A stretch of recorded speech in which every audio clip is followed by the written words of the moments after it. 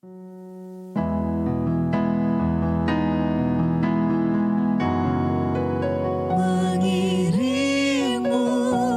seumur hidupku, masuk dalam rencanamu Bapa. Pikiranku, kehendakku, ku serahkan padamu. Harapanku hanya di dalam-Mu. Ku kan teguh bersama-Mu Tuhan. Jadikanku bencana-Mu untuk kemuliaan-Mu.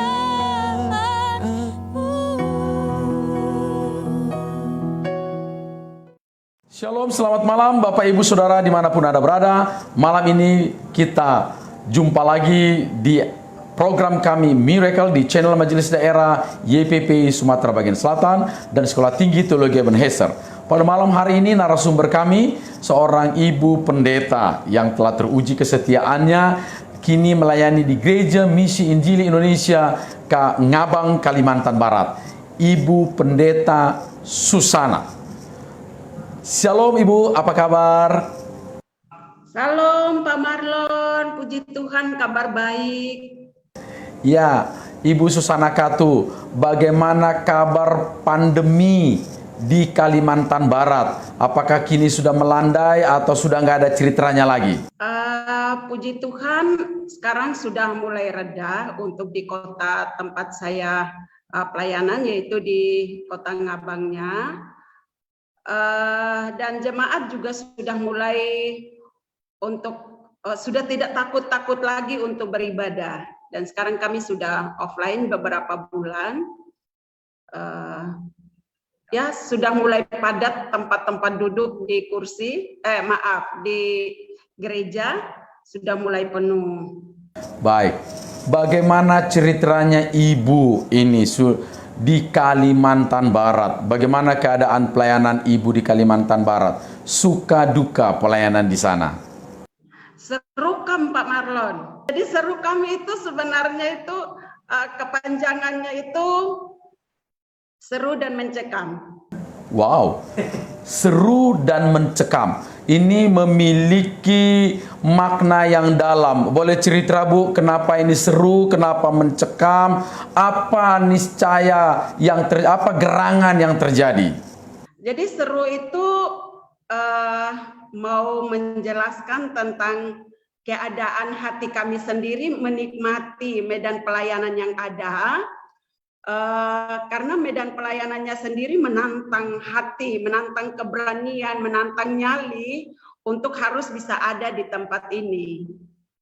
Kenapa? Emang apa? Keadaannya apa harus menantang nyali? Karena di mana-mana juga nyali harus ditantang. Apa nampaknya tantangan yang spesifik di tempat pelayanan di mana Ibu berada? Kondisi alamnya Pak Marlon. Oke, boleh cerita ke kita seperti apa kondisi alam yang benar-benar toh Kalimantan Barat tidak selamanya menceritakan mencekam kan begitu. Emang bagaimana keadaan di mana Ibu melayani? Ya, kalau saya sekarang ada tinggal di kotanya, sehingga kalau pelayanan setiap hari itu tidak begitu mencekam atau tidak begitu menakutkan ya. Tapi kalau kita pelayanan ke pedalaman di pos-pos pelayanan kami itu memang sungguh-sungguh seru dan mencekam. Apa? Serunya karena perjalanan jalannya itu yang tidak memungkinkan untuk kita bisa melewatinya dalam waktu yang singkat. Oke. Dan juga mencekamnya itu karena apalagi kalau saya sebagai seorang perempuan bawa kendaraan sendiri itu sangat mencekam. Bisa saja kendaraannya macet di perjalanan, bahkan juga tertanam di lumpur dengan kondisi jalan yang bukan aspal dan bukan hanya berbatu-batu, tapi ban motornya itu berputar di atas batu, Pak Marlon. Oke, biasanya daerah-daerah Ibu melayani itu jarak-jarak tempuhnya itu berapa lama dari tempat Ibu berada? Ada satu pos kami yang sebenarnya lebih dekat dengan tempat saya tinggal, kurang lebih 1,5 jam, tapi itu sudah sungguh jalannya sudah sungguh parah, padahal dekat dengan kota kabupatennya. Sungguh parah, dan itu pernah saya mengalami satu kali, tidak ada yang mendampingi saya pergi ke pos pelayanan itu, dan saya harus berangkat sendiri dengan penuh keberanian. Saya harus berangkat sendiri, dan baru melewati perjalanan itu, belum sampai setengah perjalanan juga, sepeda motor saya itu tertanam di dalam lumpur, dan itu saya tidak bisa mengangkatnya, saya tidak bisa, pokoknya tidak bisa keluar dari kondisi itu. Dan di sebelah kiri kanan saya itu hutan, di depan juga jalannya itu seperti jalan setapak gitu, Pak Marlon. Dan itu itu yang saya bilang mencekam. Saya sudah mau nangis, Pak Marlon, tapi saya menangis juga tidak ada rumah di situ. Saya mau teriak, tidak ada bisa rumah. Saya mau telepon, tidak ada sinyal, padahal jarak tempuhnya cuma 1,5 jam. Itu saya belum sampai ke tempatnya. Kalau sampai ke tempatnya 1,5 jam. Itu baru beberapa kira-kira berapa kilometer perjalanan dari jalan besarnya. Tapi saya tidak bisa telepon kemana-mana karena kondisinya sinyal nggak ada. Dan itu sangat, bagi saya itu sangat macam di sebelah kiri kanan saya hutan lebat. Dan itu biasanya memang berkali-kali ibu harus melewati kondisi seperti itu, begitu? Berkali-kali, Pak Marlon. Saya kadang-kadang pengen untuk mengambil gambarnya, mengambil videonya, tapi karena kondisinya baik ketika kita digonceng maupun bawa sepeda motor sendiri tidak bisa mengambil gambar karena kondisi jalannya itu ya bisa-bisa HP kita jatuh, terlempar. Ya. Karena kita bawa sepeda motor aja sudah seperti di awang-awang, lompatan dengan kondisi jalannya. Oke, tantangan apa lagi yang biasa Ibu hadapi pelayanan di Medan yang memang namanya Kalimantan Barat? Tentu Medan seperti itu, mau Kalimantan Barat, Kalimantan Timur, Kalimantan Selatan, karena luasnya area pelayanan, juga Sumatera sebenarnya juga memiliki area-area seperti itu. Tantangan apa lagi yang Ibu sering hadapi di pelayanan? Mungkin budaya ya, Pak Marlon. Budaya, karena di sini ada waktu-waktu pantang-pantangannya, Pak Marlon. Oh. Jadi kalau kita pelayanan di kota ini tidak begitu terasa, tapi kalau kita pelayanan ke pedalaman ada waktu-waktu pantangannya sesuai dengan kondisi wilayah itu sendiri. Jadi kalau masa pandemi ini, kalau lockdown itu kami sudah tidak asing lagi dengan masalah lockdown. Jadi kalau ada pantangan-pantangannya kita tidak bisa melewati wilayah itu. Apa jenisnya yang bisa Ibu ceritakan di sini? Tidak apa-apa kan? Pantangan-pantangan seperti apa sehingga Ibu tidak mengatakan, mendefinisikan bahwa itu adalah tantangan pelayanan? Untuk lebih detailnya saya kurang begitu paham ya, tapi banyak hal sih sebenarnya, Pak Marlon. Salah satunya misalnya ada orang yang meninggal di kampung kita dan dia bukan aslinya dari wilayah tempat tinggal kita, tapi dia meninggalnya di wilayah tempat tinggal kita, maka itu akan ada dibuat semacam kayak sesajen gitu, Pak Marlon, untuk di gang-gang jalan itu sebagai suatu ritual. Oke. Dan itu kita tidak bisa lewatin, Pak Marlon. Itu masih identitas Kristen atau agama setempat? Kristen juga. Kristen, Pak Marlon. Kristen, tapi masih. masih di masih terikat dengan ritual-ritual dari kultur itu ya. Di tengah pelayanan yang tanda kutip secara geografis, kultural, dan ibu seorang wanita single. Kira-kira ibu pernah nggak semacam mempertanyakan ulang panggilan ibu? nggak pernah, Pak Marlon. Ya, nggak pernah mempertanyakan kembali panggilan saya dalam pergumulan saya bersama dengan Tuhan. Tapi yang pasti ada pergumulan tersendiri dalam pengembalaan sebagai wanita single. Salah satu contoh misalnya kita pelayanan terhadap keluarga-keluarga agak kesulitan tersendiri karena saya masih sendiri ya. Hal yang paling kecil kalau kita kunjungan saja saya tidak bisa pergi kunjungan sendiri dalam keluarga-keluarga tertentu karena saya sendiri. Dan itu juga menyangkut budaya. Menyangkut budaya di sini juga kalau saya kunjungan sendiri ada hal-hal yang memang tidak bisa gitu Pak. Dalam tanda kutip adat itu tidak pas. Secara adat, secara budaya tidak pas. Oke, kalau begitu saya mau mencoba memperjelas untuk seorang wanita single dengan persoalan geografis yang membutuhkan tenaga seorang pria itu. Bagaimana ibu setiap kali menghadapi tantangan seperti tadi sepeda motornya terbenam di lumpur dan lain itu, setiap kali ibu menghadapi seperti itu apa yang ibu rasakan? Kalau seperti yang tadi saya sampaikan itu saya sempat sedih sekali Pak Marlon dan saya sempat aduh Tuhan bagaimana caranya ya, tapi saya melihat bahwa dalam kondisi-kondisi seperti itu dan berulang kali, bukan hanya masalah motor tertanam saja, tetapi saya pikir Tuhan memanggil saya sebagai seorang wanita yang terjun di dalam pelayanan yang masih diizinkan sendiri sampai saat ini. Selalu ada saat di mana Tuhan memperlengkapi dan Tuhan menolong tepat waktunya. Contoh seperti sepeda motor saya yang tertanam itu, memang menurut saya agak lama dan itu sempat memicu kesedihan dan ketakutan saya ya. Kurang lebih sekitar 15 menit, tiba-tiba ada sepeda motor yang lewat, seorang bapak yang bawa muatan karet.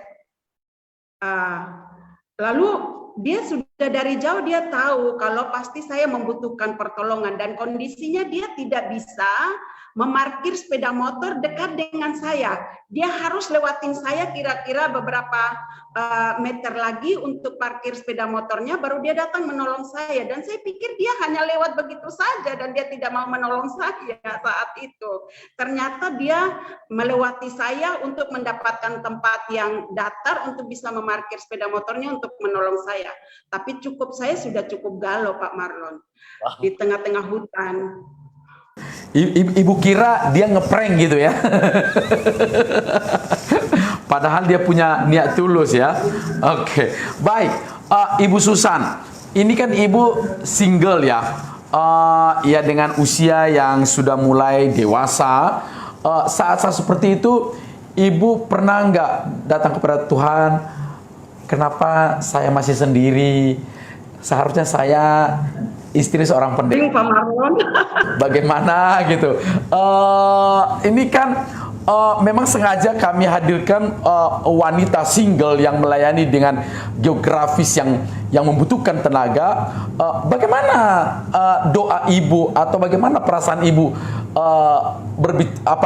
menghadapi keadaan begini? Bagaimana ya? Jadi sulit saya bertanya, Bu. Ibu terpikir nggak minta jodoh kepada Tuhan gitu? Mau nggak, Bu? Pribadi banget ya Pak Marlon ya. Ya, secara jujur sih Pak, memang itu berulang kali. Naluri saya sebagai seorang wanita dengan menggembalakan jemaat dengan semua berbagai macam persoalan yang berwarna dan juga kondisi alam tempat pelayanan saya yang memang membutuhkan untuk seseorang yang kalau bisa ya dia mengantar saya pergi pulang pelayanan gitu ya. Ya, tapi Pak Marlon ya jujur aja sampai dengan saat ini, sekalipun memang secara jujur berulang kali bertanya kepada Tuhan, tapi kalau sampai saat ini Tuhan belum menyatakan itu secara jelas untuk saya nikmati aja Pak, dan enjoy juga sih. Enjoy ya, iya, ya memang harus enjoy kan begitu. Boleh cerita nggak, Ibu Susan pernah ada yang datang dan pergi atau bagaimana ceritanya hingga sekarang ini nampaknya belum ada. Apa yang Ibu dapatkan dalam perjalanan hidup dengan doa-doa yang belum dijawab oleh Tuhan itu, pelajaran apa atau pemikiran apa yang Ibu dapatkan sehingga Ibu tetap bisa enjoy dalam melayani Tuhan?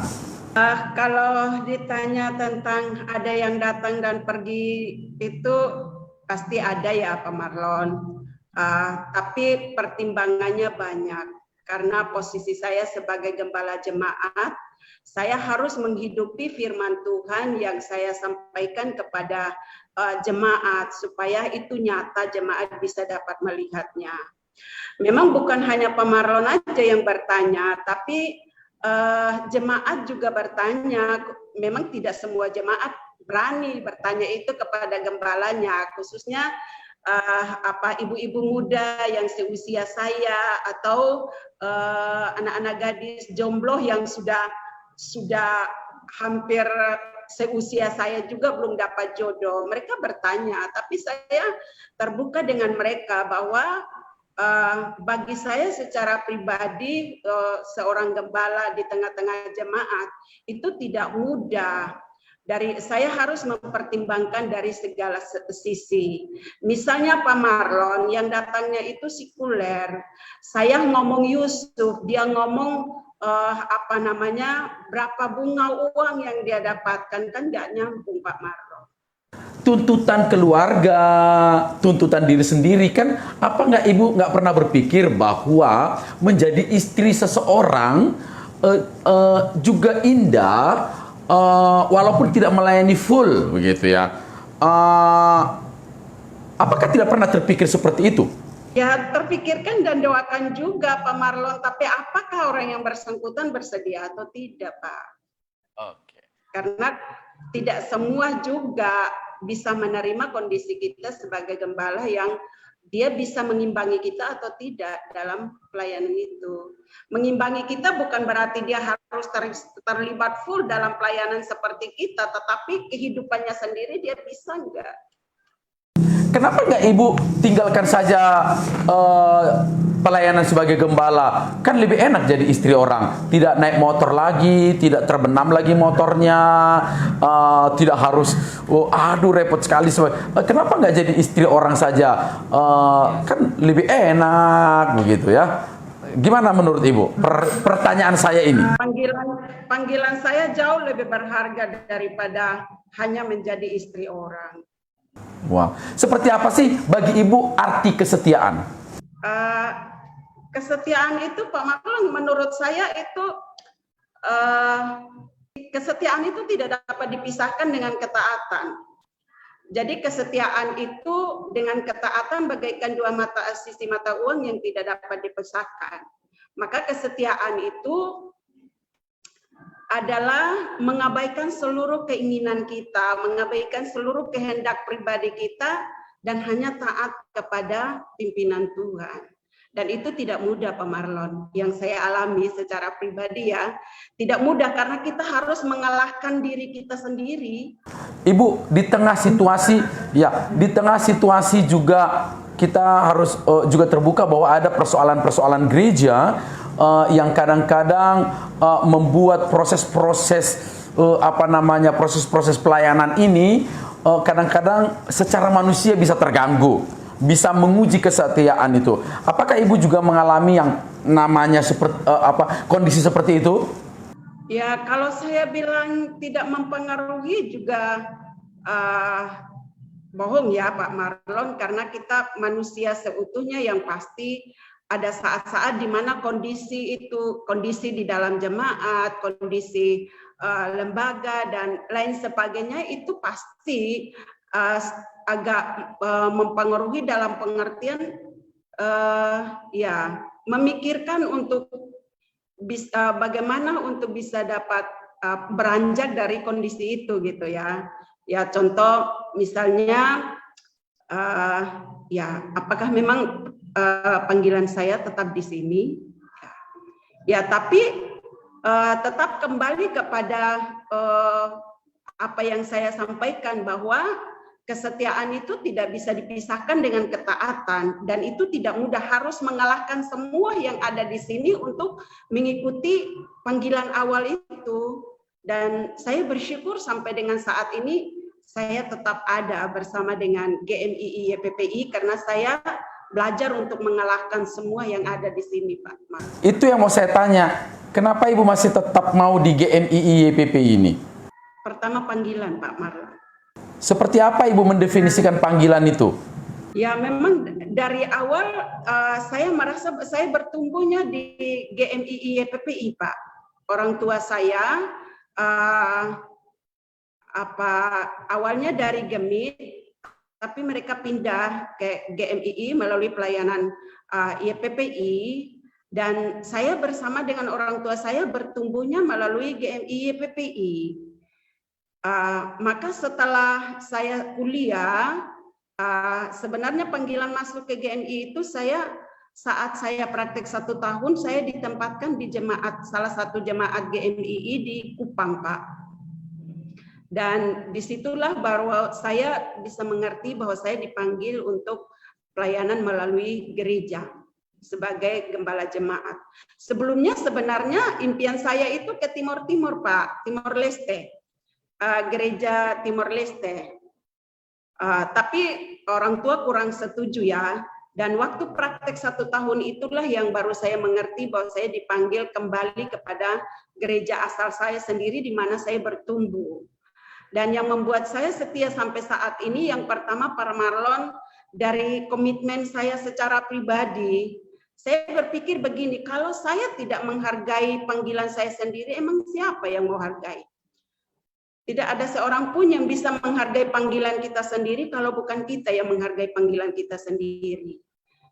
Kemudian yang kedua, Pak Marlon, warisan iman dari kedua orang tua saya. Ya, kedua orang tua saya saat meninggal itu perpecahan GMI pertama, GPII ke GMII.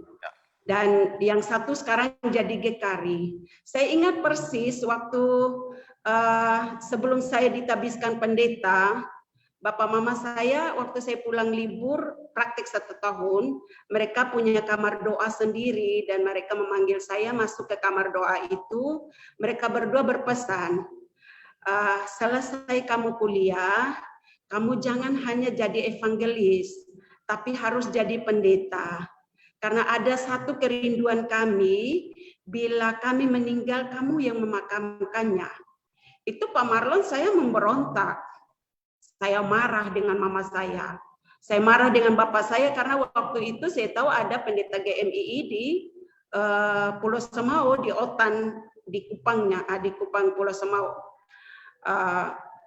Saya bilang, mama dengan bapak keterlaluan, orang ada pendeta yang lain, kok masa saya yang memakamkan orang tua saya sendiri.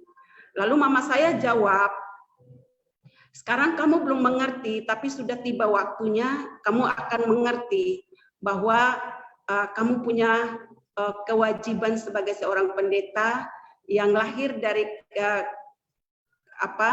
dari kami, yang lahir dari doa kami juga. Maksudnya jadi pendeta lahir dari doa mereka berdua. Kamu pasti siap untuk memakamkan kami berdua.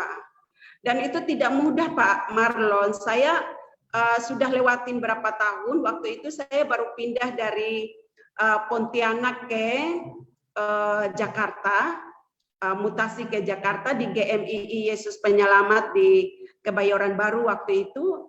Baru kurang lebih 2 bulan atau 3 bulan mama saya dipanggil oleh Tuhan. Saya langsung teringat, saya harus pulang karena pesan itu. Dan saya pulang memakamkan mama. Dan ibu yang memakamkan orang tua ibu? Iya. Padahal itu saat itu saya baru pulang libur dan saya kembali lagi dengan membawa adik yang di bawah saya. Dan secara ya kondisi saya saat itu yang baru pindah dari Pontianak ke Jakarta dan baru pulang libur juga dari Kupang, saya harus kembali lagi dengan membawa adik saya, itu sesuatu beban yang berat. Tapi karena saya ingat pesan mama bapak saya itu, saya harus memakamkan saat mereka meninggal, saya pulang, Pak. Dan saya berpikir bahwa saya tidak mampu untuk memakamkan orang tua saya dalam kondisi saya pasti hancur sekali, karena itu pengalaman pertama mama saya meninggal. Ya, mama saya meninggal duluan daripada bapak saya. Jadi dalam perjalanan itu jujur Pak Marlon, sekalipun saya hamba Tuhan yang sering menghibur jemaat, tapi saya tumpahkan semua tangisan saya sepanjang perjalanan. Sampai di rumah, saya sudah bisa lega, saya bisa merangkul kakak adik saya semua untuk bisa kami berdoa bersama-sama. Dan ada satu pergumulan khusus Pak Marlon, karena saya tidak hanya berhadapan dengan kakak adik kandung saya, tapi saya juga berhadapan dengan sepupu-sepupu saya. Dalam keluarga kami perempuan semua, kakak beradik kandung perempuan semua Pak Marlon. Yang bertanggung jawab atas hidup kami adalah sepupu-sepupu yang laki-laki. Itu tidak mudah saya berhadapan dengan mereka. Jadi saat pembicaraan untuk bagaimana besoknya mama saya dimakamkan, saya harus memberanikan diri untuk bicara dengan kakak sepupu saya yang mengatur segala sesuatu. Jadi saya sampaikan, Bung, saya membutuhkan Bung untuk temani saya ke majelis jemaat yang ada. Untuk apa? Saya bilang, Bung, mama bapak saat itu pesan saya harus memakamkan mereka kalau mereka meninggal. Lalu agak marah sepupu saya, dia bilang kamu seperti apa? Ya pokoknya tidak bisa menerima. Dia tidak bisa menerima karena dia tidak yakin kalau saya bisa memakamkan mama saya sendiri. Bahkan ada kalimat yang dia sampaikan bahwa ibaratnya saya masih terlalu anak-anak untuk melakukan hal itu. Dia pakai kalimat terlalu masih terlalu mulut masih terlalu bau susu katanya. Wow. Tapi dia siap mendampingi saya. Kalau memang itu kamu siap, saya dampingi kamu ke majelis. Dan saya temui majelis penanggung jawab, kebetulan teman seangkatan mama saya di GMI. Kemudian majelis itu yang menyampaikan ke gembala jemaat. Jadi sepakat saya yang memakamkan. Nah, ibu ini di GMI ini kan setahu saya ini sudah berpindah-pindah kemana-mana ini, sudah nggak tahu tuh udah berapa tempat ibu dari setelah tamat, dari mana ini, dari Pekanbaru kah, dari Kalimantan, Jakarta, Sumatera Utara, Papua. Ibu mengalami pergumulan dengan pindahan-pindahan seperti itu, atau ibu enjoy, atau ibu melihat bahwa ini cara Tuhan untuk mengasihi ibu, untuk menikmati luasnya pelayanan? Memang secara manusia ya Pak Marlon cukup menguras tenaga juga dalam kepindahan ya. Karena saya sudah selama di GMII, hitung-hitung saya sudah 25 tahun di GMI ini Pak. 25 tahun? 5 tahun ini Pak. Oke. Jadi ibu udah pelayanan di mana-mana aja? Ya, waktu saya vikaris penempatan pertama di Jakarta dan selesai vikaris itu ditempatkan sebagai pendeta pertama itu di Sorong. Di Sorong, kemudian ke Kalimantan Barat Pontianak, kemudian ke Kalimantan Barat Pontianak, setelah itu ke Jakarta. Setelah dari Jakarta ke Pekanbaru, Duri. Pekanbaru, Duri, Pematang Siantar, Siantar. Lalu setelah dari Pematang Siantar ditugaskan untuk kuliah lagi. Setelah itu baru ditempatkan lagi ke Ngabang ini, Kalimantan Barat lagi. Cukuplah ya, sudah berapa provinsi. Oke, apa yang Ibu rasakan dari pindah-pindah itu? Ya memang secara manusia Pak Marlon untuk mengurus kepindahan itu tidak mudah, apalagi saya sendiri ya. Cukup menguras tenaga, lelah.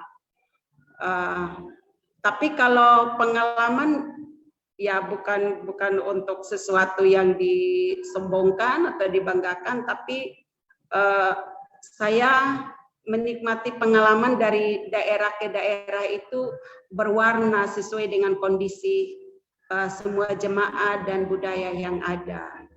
Oke, dari semua perjalanan pelayanan, hal apa yang paling membuat Ibu bergumul sekali dalam sepanjang perjalanan pelayanan Ibu? Nggak usah kasih tahu tempatnya, nggak usah kasih tahu dengan apa, pergumulannya saja yang Ibu ceritakan itu selama 25 tahun Ibu pelayanan, persoalan apa yang paling berat Ibu rasakan? Yang paling berat ya Pak ya, apa ya? Soalnya banyak Pak Marlon. Yang paling berat saja. Kalau ditanya banyak persoalan pasti banyak. Semua orang punya banyak persoalan. Tapi yang kaitannya selama 25 tahun dalam perjalanan pelayanan Ibu. Ini kalau pernikahan ini udah pesta perak kan begitu ya? Sudah wajar untuk bersaksi.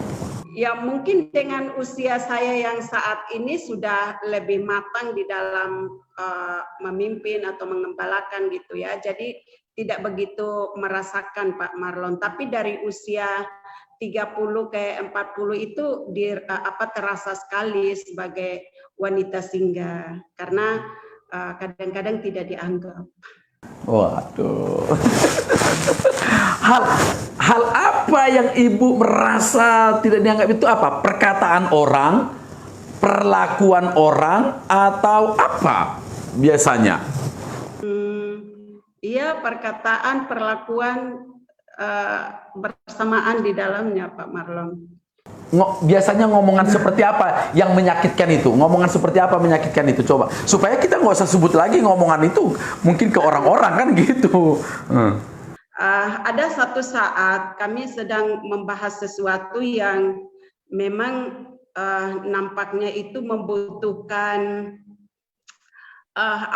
pengalaman sebagai pasangan suami istri, keluarga. Lalu ada seorang ibu yang menjawab saya seperti ini, makanya menikah. Itu makanya menikah. Jadi itu bagi saya sesuatu yang ya sakit sih, tapi saya tepiskan dengan pemikiran begini, ya dia karena nggak tahu panggilan saya seperti apa. Ya, lalu saya memikirkan begini, seandainya ya kebetulan yang menyampaikan kepada saya itu juga pasangan hidupnya menurut saya tidak pas untuk mengimbangi dia juga dalam pelayanan itu ya. Jadi saya berpikir untuk menguatkan diri saya sendiri, seandainya saya punya pasangan hidup seperti dia, apa jadinya jemaat ini? Ya, jadi saya tetap kuat, bangkit, dan enjoy aja sih Pak Marlon. Sampai dengan hari ini. Sampai dengan hari ini menikmati ya. Oke, satu lagi untuk soal yang seperti itu. Di usia tadi Ibu katakan 30 sampai 40 atau di usia mana atau usia atau peristiwa apa yang persis Ibu ingat yang membuat Ibu sampai ke titik yang sangat rendah sekali dalam menerima diri, merasa sangat kurang berarti dan lain sebagainya ya, persoalan-persoalan diri. Di usia berapa dan peristiwa apa yang membuat itu? Saya pikir itu sesuai dengan fase perkembangan kita sebagai manusia ya Pak Marlon, dan itu saya rasakannya sekitar 30 ke 40. Oke. Saya pernah mengalami satu kondisi titik paling rendah. Apakah saya bisa mampu apa enggak meneruskan panggilan ini sebagai gembala jemaat yang singgah? Iya, betul. Apa peristiwa apa yang akhirnya yang membuat Ibu mempertanyakan itu? Ada kondisi seperti apa waktu itu? Ya karena di jemaat itu beragam masalah ya Pak ya. Jadi ketika kita menghadapinya menjadi pergumulan batin sendiri. Misalnya kita melayani keluarga-keluarga yang bermasalah, kemudian kita mempersiapkan pasangan yang mau menikah. Ya setelah saya sampai di Ngabang ini saya sudah lebih enjoy mempersiapkan pasangan yang menikah daripada saya usia 30 ke 40. Saya merasa tidak percaya diri dan saya menutup diri dengan pasangan-pasangan yang saya layani atau keluarga-keluarga yang bermasalah yang saya layani. Saya mau menunjukkan bahwa saya bisa, saya hamba Tuhan, saya tahu saya punya firman Tuhan, dan ternyata itu juga tidak pas Pak Marlon. Setelah saya ada di Ngabang ini baru saya betul-betul menikmati bahwa keterbukaan diri kita sebagai gembala kepada mereka yang kita layani itu jauh lebih indah, dan mereka juga menikmatinya bersama dengan kita dalam pelayanan itu daripada saya sampaikan bahwa saya memang sampai saat ini Tuhan mengizinkan saya sendiri dalam pengembalaan ini, dan untuk mempersiapkan semua pasangan yang mau menikah itu tidak mungkin saya harus menyuruh pendeta lain yang mempersiapkan. Saya sebagai gembala saya harus mempersiapkan, tapi saya belajar bersama dengan Tuhan melalui firman Tuhan, dan Tuhan juga memberikan hikmat bagi saya untuk bisa dapat melihat pengalaman-pengalaman itu melalui keluarga-keluarga yang ada di sekitar saya untuk bisa dapat membekali Bapak Ibu yang siap masuk ke pernikahan. Dan mereka cukup menikmati. Saya sudah bisa jujur dengan diri saya sendiri, Pak Marlon. Yes, itu. Dan itu membutuhkan waktu yang cukup panjang. Saya mau kejar situ. Jujur pada keadaan diri sendiri. Itu apa yang membuat Ibu sampai ke titik itu? Akhirnya terbuka, jujur, menerima gitu. Apa prosesnya apa? Apa dengan firman Tuhan? Apa hanya dengan perjalanan usia atau ada pengalaman spiritual dengan Tuhan? Apa yang membuat Ibu seperti itu? Iya, betul Pak Marlon, pengalaman rohani kita bersama dengan Tuhan. Dan hal-hal lain yang mendukung seperti pertanyaan-pertanyaan jemaat, canda-canda jemaat. Kapan ya gembalanya menikah? Orang sudah sekian pasangan yang sudah diberkati, tapi gembalanya belum. Ya, saya pikir kita melihat jemaat itu sebagai anak rohani kita yang memang mereka juga harus diberitahu secara jelas apa sebenarnya yang ada di hati ini yang menjadi pergumulan itu. Kemudian mereka juga harus mengerti dari sisi firman Tuhan, apakah semua orang Tuhan izinkan untuk menikah atau juga ada yang disiapkan Tuhan single demi jiwa-jiwa yang ada. Itu yang membuat saya harus bisa lebih enjoy dalam menceritakannya kepada terbuka terhadap jemaat. Jadi sebelum-sebelumnya jujur aja Pak Marlon, saya agak tertutup. Saya dengan tertutup dengan satu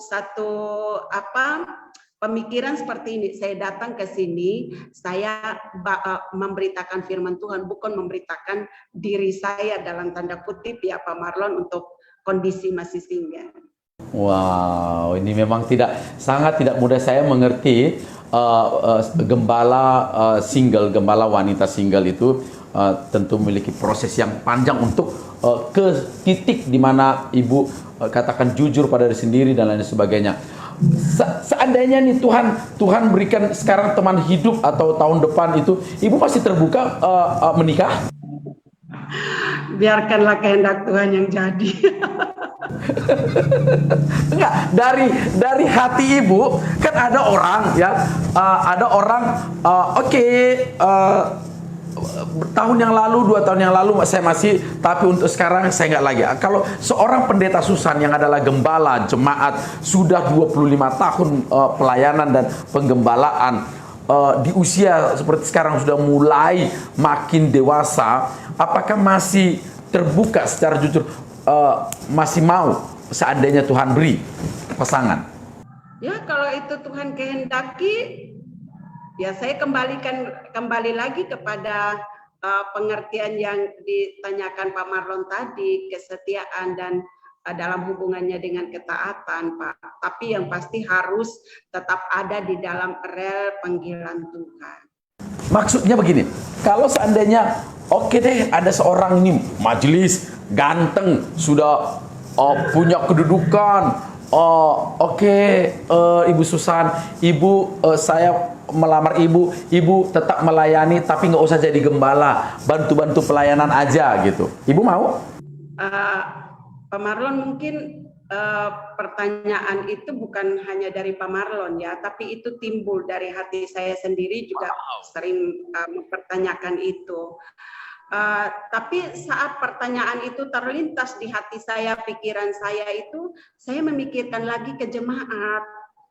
Ya, kalau seandainya saya menyambut, kalau ada yang datang, bagaimana dengan jemaat ini? Saya sudah di tengah perjalanan. Artinya kan sudah ada periode yang ditetapkan sinode 5 tahun ya Pak Marlon. Kalau sekarang sudah berubah lagi, bisa menetap seumur hidup. Tapi dengan SK yang 5 tahun itu Pak Marlon, saya sudah 1 tahun berjalan atau saya sudah mulai start dalam periode itu. Pemikiran itu datang, saya berpikir seperti itu Pak Marlon. Sementara semua program sudah disusun, semua hal yang saya impikan itu sudah ada untuk jemaat ini seperti apa gitu. Lalu seandainya ada yang datang menawarkan hal yang seperti yang Pak Marlon sampaikan itu, saya juga berpikir juga Pak Marlon, bagaimana dengan jemaat ini? Wow. Mungkin karena pemikiran saya seperti itu sehingga sampai sekarang belum ada tuh yang bilang saya jemput kamu. Seberapa cinta sih ibu sama jemaat itu? Emang ibu sangat, ya, ibu cinta sekali apa dengan jemaat? Seperti apa ibu melihat jemaat? Ya, Pak Marlon, memang dalam pengembalaan itu kalau kita tidak menaruh hati betul-betul di dalam pelayanan itu, kita sulit. Kita tidak akan sampai kepada apa yang Pak Marlon tanyakan tadi, kesetiaan. Saya belajar, bagi saya 5 tahun dalam jemaat itu bukan waktu yang pendek untuk saya Pak Marlon. Dan kalau saya tidak menaruh hati di dalam pelayanan itu kepada maknya mencintai, mengasihi, menerima jemaat dengan segala warna kehidupan yang ada, saya pasti nggak akan mampu bertahan sampai 5 tahun. Berapa sering ibu direndahkan oleh majelis untuk seorang wanita single sebagai gembala jemaat? Sering Pak Marlon. Dan saya pernah mengalami awal pelayanan dalam jemaat, kalau tidak salah waktu itu saya masa vikaris ya Pak Marlon. Ya, bagi Bapak Ibu semua di masa vikaris, mereka semua masih sayang sama saya sampai saat ini, tapi mereka melihat buktinya bahwa saya bisa melewati masa vikaris itu. Tapi saya mengalami masa yang sulit saat itu Pak Marlon, karena mungkin orang mengalami masa berhadapan dengan majelis yang garang itu di saat periode-periode yang sudah matang. Saya justru masih awal sekali, itu masa vikaris. Dan masa vikaris itu entah waktu itu masalahnya apa ya, tapi ada majelis yang bangkit berdiri dan pukul meja. Itu di depan saya Pak Marlon. Ya memang sebagai naluri saya sebagai wanita, agak-agak terpukul sekali dan meleleh juga sih kata orang Timur. Tapi saya bersyukur karena dari semua itu Tuhan membentuk saya menjadi pribadi yang lebih matang dalam banyak hal, menyikapi banyak hal dalam pelayanan. Apa yang membuat ibu selalu kuat ketika direndahkan, dilecehkan, dalam tanda petik ya, direndahkan, dilecehkan, atau dianggap sepi, dianggap kurang mampu, dianggap kurang berpendidikan, kurang cerdas? Wah, itu kan bisa terjadi ya, bisa terjadi dalam perjalanan hidup, apalagi ada majelis-majelis yang pintar begitu ya. Apa yang membuat ibu selalu kuat? Yang pertama saya evaluasi diri sendiri, Pak Marlon, dan saya harus belajar untuk menerima kenyataan bahwa mungkin betul apa yang dikatakan itu saya tidak mampu. Lalu saya kembali kepada Tuhan dalam memperkuat persekutuan saya dengan Tuhan, dan saya membutuhkan pertolongan Tuhan setiap saat dalam pelayanan itu, dan terbukti memang Tuhan memampukan satu persatu bertahap. Saya bisa paham apa yang harus saya buat gitu. Oke, sekarang saya tanya, apa yang paling membahagiakan ibu sebagai seorang gembala single wanita? Yang paling membahagiakan saya masih menemukan diri saya masih tetap ada di dalam panggilan Tuhan, pekerjaan Tuhan, dan bisa menyembuhkan luka saya sendiri secara pribadi dan mampu menyembuhkan luka orang lain. Gitu ya, mampu menyembuhkan luka sendiri. Emang selalu luka apa Bu? Ya, Pak, banyak gembala jemaat yang tidak menyadari, bukan hanya gembala jemaat, tapi banyak hamba Tuhan yang tidak menyadari kalau dalam perjalanan pelayanan itu ada banyak luka yang tergores. Dia merasa bahwa itu sesuatu yang biasa saja, sehingga dia mengabaikannya untuk tidak menyembuhkan lukanya secara pribadi. Contoh seperti yang tadi Pak Marlon tanyakan sebelumnya, ada banyak hal, apakah itu perkataan-perkataan yang ini, ya kita harus jujur dengan diri kita sendiri bahwa itu sebuah luka yang sedang tergores. Dan kita sebagai hamba Tuhan, gembala jemaat harus mampu untuk menyembuhkan luka kita sendiri supaya kita bisa menyembuhkan luka orang lain. Bagaimana kita bisa menyembuhkan luka orang lain kalau kita sendiri tidak bisa menyembuhkan luka kita sendiri? Oke, coba satu cerita pengalaman. Ibu terluka, terus cara ibu apa? Lukanya karena apa? Kemudian caranya ibu menyembuhkan luka itu seperti apa? Salah satu contoh ya Pak, kalau perkataan kita direndahkan, kita diremehkan, tidak dianggap, ya kita manusia, kita punya harga diri juga Pak. Oke. Tidak mampunya kita, setidak mampunya kita tidak punya apa-apa sekalipun, kita punya harga diri. Dan itu yang membuat kita sendiri merasa tersakiti kan sebenarnya.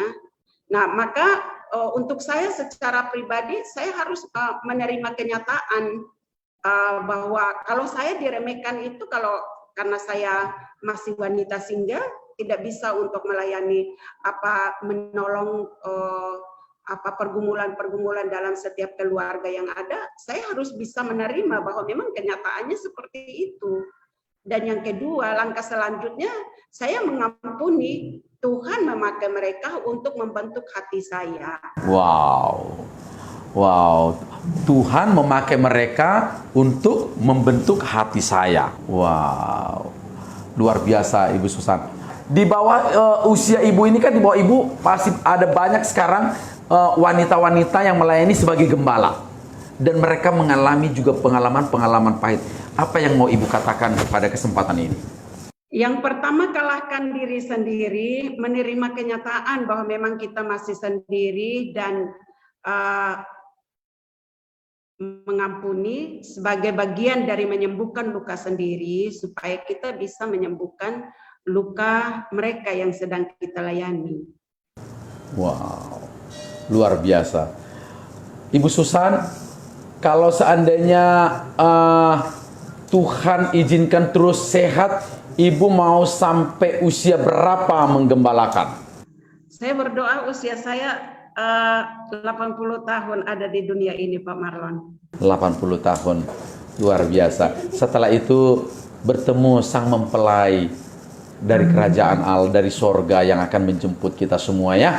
Baik, demikian terima kasih Ibu Susan, bincang-bincang kita, inspirasi luar biasa sekali sebagai wanita single yang menggembalakan di Gereja Misi Injil Indonesia di Ngabang, Kalimantan Barat. Doa kami Ibu tetap kuat, strong, berjalan sesuai kehendak Tuhan, apapun yang Tuhan berikan ya Bu ya. Kalau seandainya Tuhan berikan pasangan, ya puji Tuhan begitu ya. Tapi Ibu masih terbuka kan? Ibu masih terbuka kan? Belum berakhir nih, Ibu masih terbuka kan? Ya biarlah Pak Marlon, itu doa saya dengan Tuhan lah Pak Marlon kan.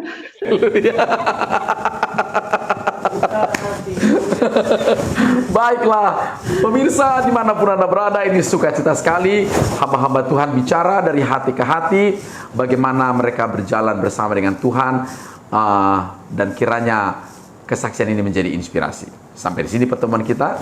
Tuhan Yesus memberkati. Pendeta Susana Katu mulai bertugas di GMI Haleluya Ngabang sejak bulan Juli 2018 yang lalu. Jadi sampai dengan sekarang kurang lebih 3 tahun lebih lah ya. Selama dalam pelayanan beliau, kami boleh merasakan perkembangan di tengah-tengah jemaat, baik dari segi kualitas maupun kuantitas.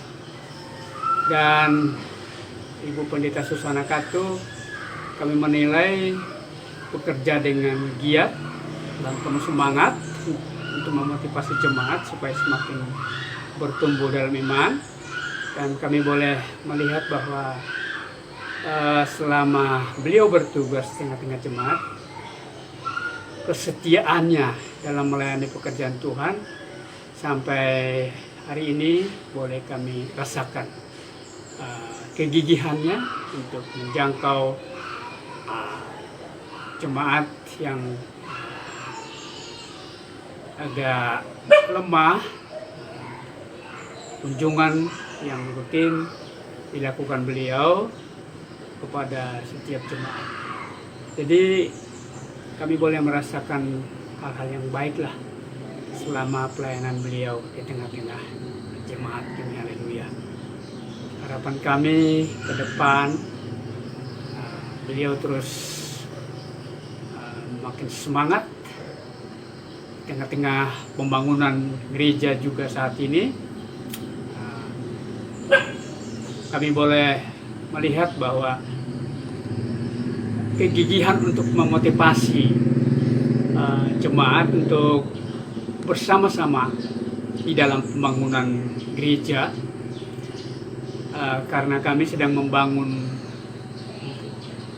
gereja memperbesar karena kondisi yang lama tidak mungkin lagi menampung jumlah jemaat yang ada, sehingga pada tahun 2017 kami mulai membangun gereja itu, memperbesarnya supaya bisa menampung pertambahan jemaat yang ada. Shalom pemirsa dimanapun Anda berada, terima kasih bincang-bincang kami dalam program kami Miracle di channel Majelis Daerah YPP Batu di Sumatera bagian selatan dan Sekolah Tinggi Tula Gebenheser. Sampai di sini pertemuan kita, dan nantikan acara-acara kami pada hari Jumat Event Kids Ministry, pada hari Sabtu Saturday Night Service, dan hari Minggu Bincang Orang-orang Muda, dan hari Senin seperti ini kita bertemu kembali dalam program kami Miracle. Sampai di sini pertemuan kita. Shalom, Tuhan Yesus memberkati.